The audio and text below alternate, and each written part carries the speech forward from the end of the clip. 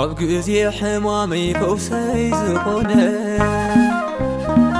ኣብ ግዜ ድኻመይ ሓይለይ ዝኾነ መን ኣሎ ከመኻ ጎይታ ኢየሱስ ፈውሰይ እንዲኻ መን ኣሎ ከመኻ ጎይታ ኢየሱስ ሓይለይ እንዲኻ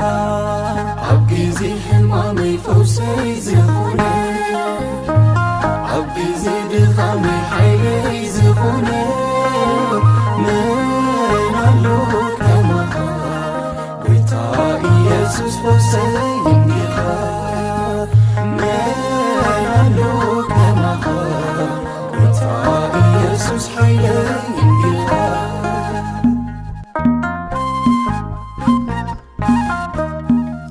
ሰብ ዘይብለይ ብዙሕ ዓመታት